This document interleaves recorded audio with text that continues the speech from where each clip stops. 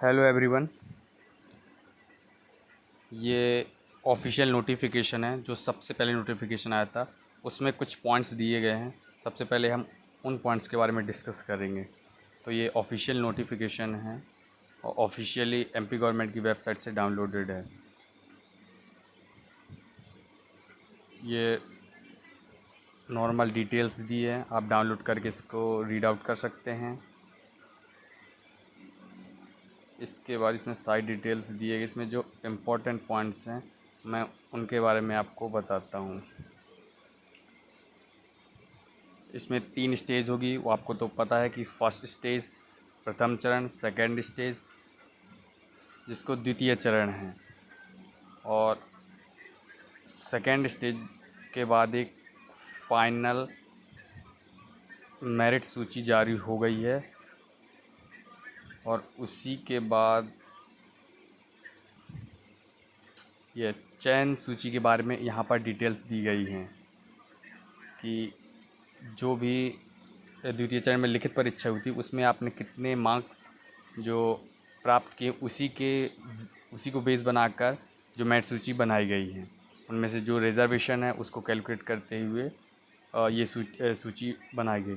और इसके साथ साथ में एक वेटिंग लिस्ट है जो प्रतीक्षा सूची। तो इसमें बहुत लोगों का डाउट है कि ये सभी जो लोग प्रतीक्षा सूची में हैं वो अपना फॉर्म भरे या ना भरे। जो भी अटेस्टेशन फॉर्म रिलीज़ हुआ है तो उसमें क्लियरली मेंशन है कि ये जो वेटिंग लिस्ट है, जो प्रतीक्षा सूची है, वो उसमें जो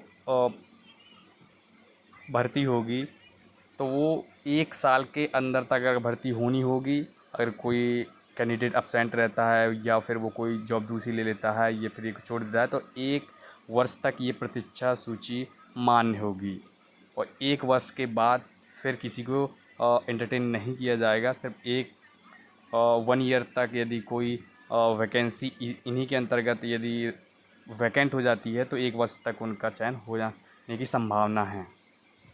अब इसमें दिया गया है कि जो भी नियुक्ति हेतु है, जो भी उपस्थित होंगे इसके लिए प्रमाण पत्रों की जांच। तो सबसे पहले जो प्रमाण पत्र होने चाहिए, तो सबसे पहले तो एलिजिबिलिटी यही है कि जो इसमें क्वालिफ़िकेशन चाहिए तो वो आपके पास क्वालिफ़िकेशन हो। इसके साथ साथ जन्म तिथि के प्रमाण पत्र के रूप में हाई स्कूल की मार्कशीट चल जाएगी या 10+2 की मार्कशीट जिसमें जन्म तिथि लिखी हो। दूसरी, जितने भी आपकी मार्कशीट्स हैं जो शैक्षणिक योग्यता एजुकेशन क्वालिफ़िकेशन उनकी ओरिजिनल प्लस फ़ोटोकॉपीज़ होनी चाहिए। और इसके साथ में SC ST OBC caste certificate होना चाहिए।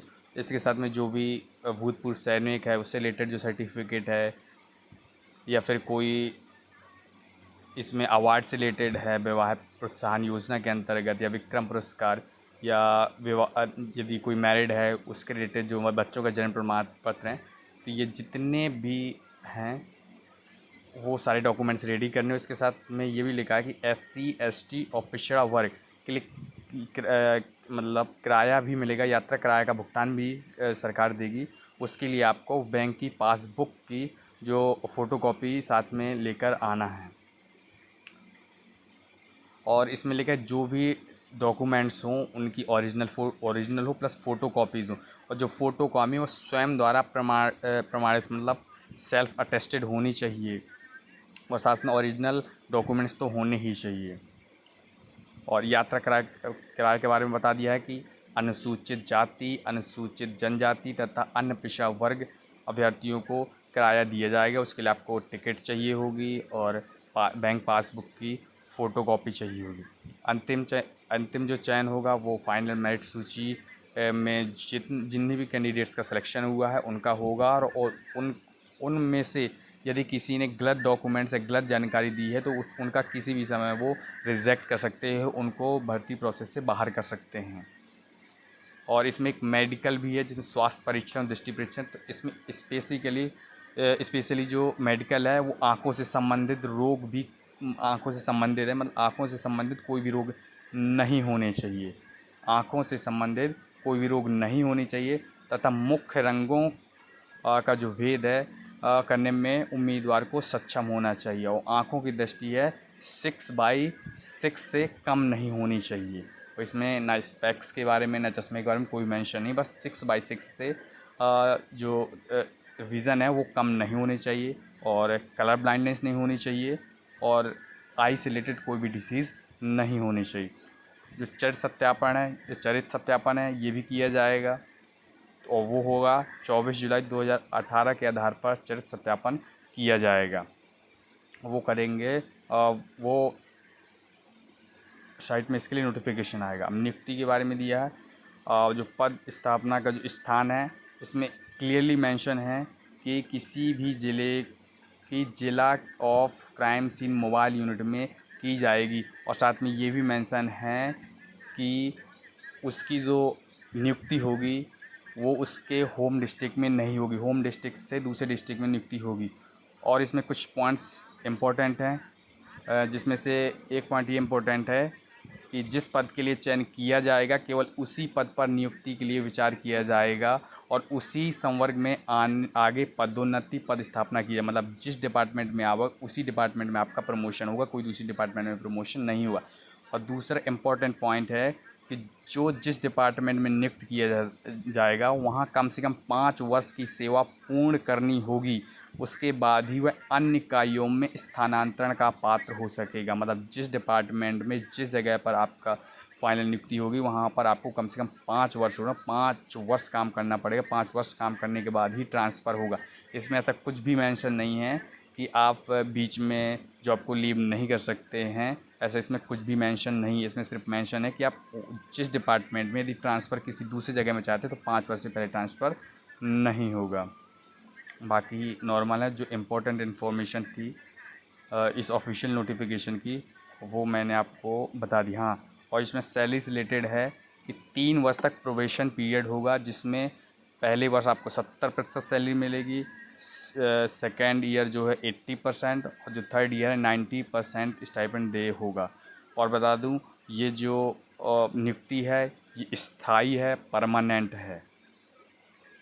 और जो भी गवर्नमेंट के जो पक्ष हैं, अलाउंसेस हैं, वो भी इन भर्तियों में जो नियुक्ति होगा सभी के सभी पक्ष और परिलब्धियाँ उपलब्ध की जाएंगी। और इसके साथ साथ में इसमें पेंशन की भी सुविधा है। पेंशन भी जिस तरीके से गवर्नमेंट ऑफिशियल को मिलती है, पेंशन भी उसी तरीके से इसमें पेंशन की भी प्रणाली लागू की गई है। अब ये जो फाइनली मेरिट सूची आई थी उसके बाद एक फॉर्म रिलीज़ हुआ ऑफिशियल वेबसाइट में, जिसको अटेस्टेशन फॉर्म या अनुप्रमाणन फॉर्म दिया गया है। तो इसमें जितनी भी जानकारी हैं उसको केयरफुली रीड आउट करना है और फिर बहुत अच्छे तरीके से भरना है। तो इसमें कुछ पॉइंट्स जो इम्पोर्टेंट इसमें भी पॉइंट्स मैं क्लियर कर देता हूँ। तो इसमें 2 फ़ोटोज़ लगी हैं, एक यहाँ पर है और एक पीछे बैक साइड लगनी है, वो भी बता दूँगा। तो 2 फ़ोटोज़ मिनिमम। और इसमें पहला डाउट ये है कि कितनी इसकी सेट्स बनानी, कितनी फ़ोटो कॉपीज़ का है। तो मिनिमम 2 या 3 सेट्स बना के रखना है और सेल्फ अटेस्टेड होने चाहिए। मिनिमम 2 या 3 और फ़ोटोज़ 4-5 होने चाहिए जो आपने पहले यूज़ किया हो या फिर कोई भी करंट की हो। तो इसमें दिया है कि आपके सबसे इस जो फर्स्ट पॉइंट है ये दिया है कि आपके अगेंस्ट कोई भी केस नहीं होना चाहिए या पास्ट में भी नहीं होना चाहिए और जो भर्ती के दौरान भी नहीं होना चाहिए, वरना आपकी नियुक्ति को निरस्त किया जाएगा। और इसमें जो पहला पॉइंट है आपको पूरा नाम लिखना है। अब इसमें सबसे पहला पॉइंट आएगा आपको हिंदी या इंग्लिश में लिखना है। तो हो सके तो हिंदी को प्रेफर करना, और हिंदी में यदि कोई प्रॉब्लम है तो आप इंग्लिश में लिख सकते हैं। बाकी मोस्ट प्रीफरेबल हिंदी लैंग्वेज है और पूरा फॉर्म हिंदी में ही भरना। एक जिस लैंग्वेज में भरना हिंदी में, तो पूरा फॉर्म हिंदी में ही भरना है। तो पहले पॉइंट में आपको पूरा नाम जिस तरीके से 10th 12th की मार्कशीट में हो उसमें पहले आपको सरनेम लिखना है, बाद में नाम लिखना है। इसके बाद जो वर्तमान पता है वो ही जो मतलब करंट एड्रेस है और जो परमानेंट एड्रेस है उसको अलग अलग भरना है। यदि करंट और परमानेंट एड्रेस सेम है तो उनको दोनों जगह एक ही एड्रेस को भरना है और पूरा एड्रेस डालना है। कंप्लीट एड्रेस मीन्स आपका ग्राम कौन सा है, थाना कौन सा है, पोस्ट कौन सा है, ज़िला कौन सा है, घर क्रमांक गली कौन सी है, नगर कौन सा है, राज्य किसमें, जिस पूरा का पूरी डिटेल भरनी है एड्रेस की। सेकेंड पॉइंट में वर्तमान और दूसरे में परमानेंट रेजिडेंट, तीसरे में पाकिस्तान निवासी, तो इसमें कुछ भी नहीं भरना है। और चौथा पॉइंट भी महत्वपूर्ण है। फोर्थ पॉइंट में दिया गया है कि पिछले 5 वर्ष के दौरान, जो इसी साल से 5 वर्ष गिन के, जहाँ भी आप 1 वर्ष से ज़्यादा रहें, 21 वर्ष की आयु के बाद पिछले 5 वर्ष में 1 वर्ष से अधिक जहाँ भी रहे हैं, 1 वर्ष, 2 वर्ष, 3 वर्ष, 4 वर्ष, तो वहाँ इसकी पूरी डिटेल्स यहाँ लिखना है, कब से कब तक, वहाँ का पूरा निवास का पूरा पता, वहाँ का जिला मुख्यालय और राज्य का नाम। जहाँ भी आप 21 साल के बाद पिछले 5 सालों में 1 वर्ष से अधिक या 1 वर्ष कहीं भी रहें, तो उनकी पूरी डिटेल देना है इन पॉइंटों में, जहाँ जहाँ रहे हैं 1 वर्ष से अधिक पिछले 5 वर्षों में। और यहाँ पर 5th पॉइंट है पेरेंट्स, मतलब पिता का पूरा नाम और वर्तमान का डाक पता, जहाँ पर आपको ज्वाइनिंग लेटर रिसीव होगा या जो भी डाक पता से रिलेटेड इन्फॉर्मेशन होगी, जिस पते पे आना वहाँ पर। घर का स्थायी पता, व्यवसाय, पिताजी का व्यवसाय, और यदि यदि कोई गवर्नमेंट जॉब या किसी जॉब में है तो उसका पद नाम और कार्यालय का पता दीजिए। दूसरा, इसमें लेना निम्नलिखित व्यक्तियों की राष्ट्रीयता क्या है: पिता, माता, पति, पत्नी, उम्मीदवार, पति पत्नी का जन्म स्थान, इनमें सभी का नाम, उनकी राष्ट्रीयता लिखनी है। अब यहाँ पर 7th पॉइंट है, ये भी इम्पोर्टेंट है, जन्म तारीख बिल्कुल सही लिखनी है। इसका वर्तमान आयु जुलाई तक का ही, या जिस दिन मेरिट सूची वहाँ तक का कितने वर्ष और कितने माह हुआ वो लिख देना है, दिन नहीं लिखना है। और साथ में हाई स्कूल परीक्षा जब आपने पास, मतलब 10th जिस ईयर में पास हुई थी उस वक्त आपकी आयु कितनी है तो वो भी मेंशन करनी है। 8th, जन्म स्थान कहाँ का है आपका, उस जहाँ का जन्म स्थान है, बर्थ प्लेस, वहाँ का डिस्ट्रिक्ट क्या है और स्टेट क्या है। और दूसरा है वह ज़िला तथा राज्य जहाँ के आप निवासी हो, मतलब आपका जन्म कहाँ हुआ वहाँ की डिटेल्स, और आपका अभी आप कहाँ रह रहे हैं वहाँ की। यदि सेम है तो दोनों में एक जैसी इन्फॉर्मेशन। आपका धर्म, क्या आप अनुसूचित जनजाति, अनुसूचित आदिम जाति के सदस्य हैं, यदि हाँ हैं तो हाँ, यदि नहीं है तो नहीं।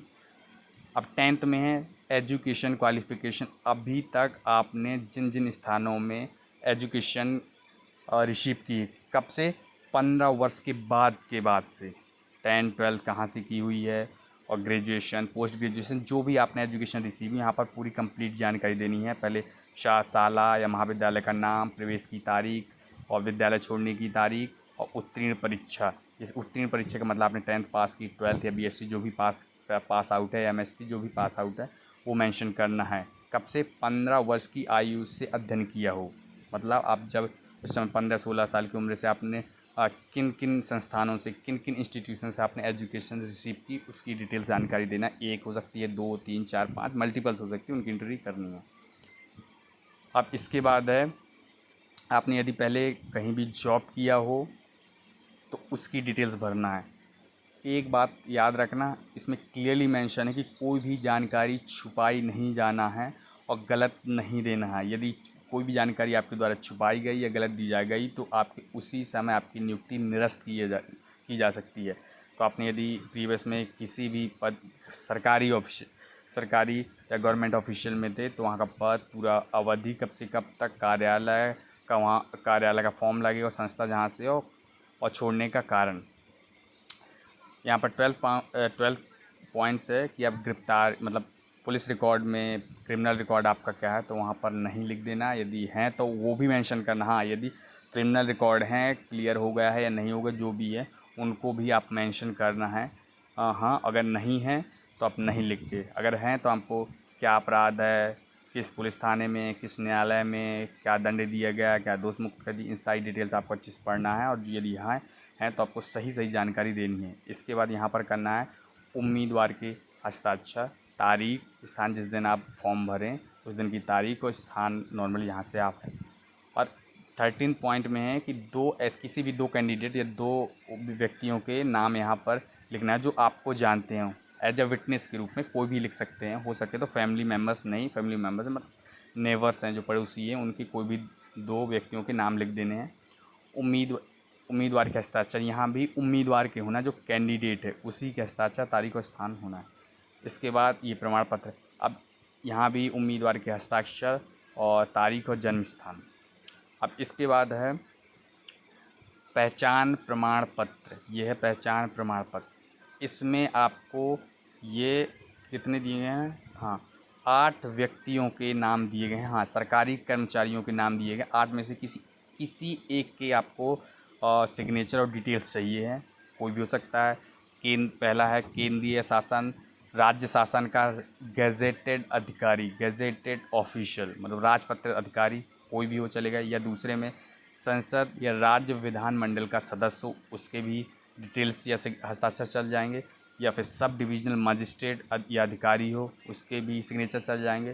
तहसीलदार या नायब या उप तहसीलदार जो मजिस्ट्रेट की शक्तियों का प्रयोग करने के लिए प्राधिकृत हो, उसके सिग्नेचर चल जाएंगे। या फिर शासकीय तथा शासन द्वारा मान्यता प्राप्त सभी शैक्षणिक संस्थानों के प्रधानाचार्य तथा प्रमुख, मतलब कोई भी शासकीय है या जो भी गवर्नमेंट स्कूल्स हैं या कॉलेजेस हैं, जितने भी एजुकेशन इंस्टीट्यूट्स हैं, वहाँ के प्रधानाचार्य या वहाँ का जो भी प्रमुख है उसके भी सिग्नेचर चल सकते हैं। यदि वो भी नहीं है तो खंड विकास अधिकारी, सब डिविजनल ऑफिसर, उसके भी साइन चल जाएंगे। या फिर पोस्ट मास्टर, हाँ post master, branch post master, तो पोस्ट मास्टर है वो जो जहाँ भी पोस्ट ऑफिस है वहाँ का जो हेड है उसके भी साइन चल जाएंगे। या फिर पंचायत का कोई भी निरीक्षक हो। तो इनमें से आपको जो भी सूटेबल या जो रीचेबल हो, उसके उन व्यक्तियों में से किसी एक के सिग्नेचर कराने हैं। उनका नाम और उनकी डिटेल्स वो खुद भर देंगे, नाम और कब से कब तक किस पद पे है, और उनके हस्ताक्षर, सील और सब कुछ यहाँ पर लग जाएगी। तो ये जो दो पॉइंट है जिसमें लिखा है कार्यालय द्वारा भरा जाएगा, नियुक्ति प्राधिकारी का नाम, पद और पूरा पता, तो ये आपको नहीं भरना है, कार्यालय द्वारा ही भरा जाएगा और कार्यालय वाले के ही हस्ताक्षर व सील होगी, तो ये आपको नहीं भरना है।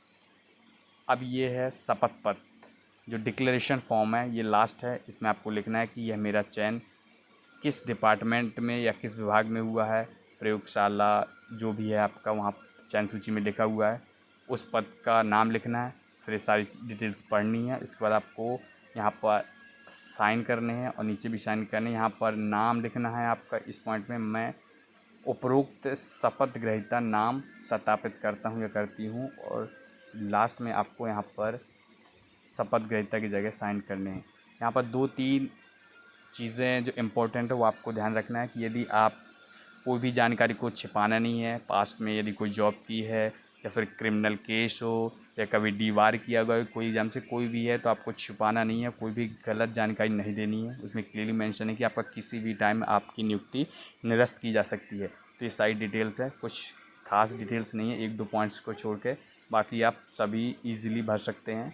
और ज़्यादा हाँ, और वो मैंने पहले ही बता दिया है कि जो वेटिंग लिस्ट में हैं उनकी जो नियुक्ति के लिए 1 वर्ष तक वो मान्य रहेगा। 1 वर्ष तक उनकी भर्ती हो सकती है। यदि कोई भी सीट वैकेंट होती है किसी कारणवश, तो 1 वर्ष तक एक मान्य रहेगा। कब से स्टार्ट होंगे? जिस दिन से रिज़ल्ट आए उस दिन से 1 वर्ष तक यदि कोई भी उस समय सीट वैकेंट होती है तो उनकी नियुक्ति की जा सकती है। तो होप रखें, बहुत लोग सीट वैकेंट कर देते हैं, दूसरी जगह जॉब लग जाती है, तो बी होपफुल। और एक और इम्पोर्टेंट पॉइंट है कि मेडिकल की भी ज़रूरत पड़ेगी। तो मेडिकल में जो सर्टिफिकेट बनेगा वो किसी भी गवर्नमेंट डॉक्टर है, गवर्नमेंट हॉस्पिटल में MBBS डॉक्टर है, तो वहाँ से बन जाएगा। उसमें स्पेशल मेंशन है कि आई से रिलेटेड कोई भी डिसीज़ नहीं होना चाहिए, आँखों से संबंधित कोई भी रोग नहीं होना चाहिए, कलर ब्लाइंडनेस नहीं होनी चाहिए, और 6x6 6x6 से कम की आपकी विज़न नहीं होना चाहिए। बस इतना ही है, बाकी इसमें कुछ खास नहीं है। हाँ, और सब लास्ट में सबसे इम्पोर्टेंट कि अब इसको भेजना है या फिर वहाँ जाके हमको जमा करना है, तो इसके बारे में कहीं भी कुछ क्लियरली मेंशन नहीं है। तो इसलिए अभी इसको आप फॉर्म भर लीजिए अच्छे से, 2-3 सेट्स बना लीजिए और जो भी साइन है वो भी करा के रखिए। और जैसे ही ऑफिशियल नोटिफिकेशन आता है तो आपको भी पता चल जाएगा मेल से या फिर ऑफिशियल वेबसाइट से, या फिर मैं आपको इन्फॉर्म कर दूँगा। तो इसमें अभी ना तो भी लास्ट डेट है कब सबमिट करना है, ना भी कोई ऑफिशियली डेट है कि इसकी लास्ट डेट कब है, और ना ही इसमें यह है कि आपको पोस्ट ऑफिस से सेंड करना है, आपको सेल्फ जाके करना है। इसमें कुछ भी मेंशन नहीं है। अगर उस तरीके से देखा जाए तो इसमें तो यात्रा किराया है, तो मे बी वो एग्ज़ाम के लिए ही था या फिर फाइनल के लिए, कुछ भी क्लियर नहीं है। जैसी भी जो भी आगे इन्फॉर्मेशन होगी वो मैं आपको इन्फॉर्म कर दूंगा। और इसके लिए एक ग्रुप बना है सभी सिलेक्टेड कैंडिडेट्स का, तो उसकी लिंक मैंने पिन कर दी है, तो उस ग्रुप को ऐड कर दो। सभी डिस्कस करके जिनको भी जो इन्फॉर्मेशन है वो शेयर करते हैं सभी लोग, तो उस ग्रुप में आप ऐड हो जाइए। और जो भी आगे की इन्फॉर्मेशन होगी वो इस चैनल में मैं अपलोड कर दूंगा, आपको अपडेट कर दूंगा। Thank you very much.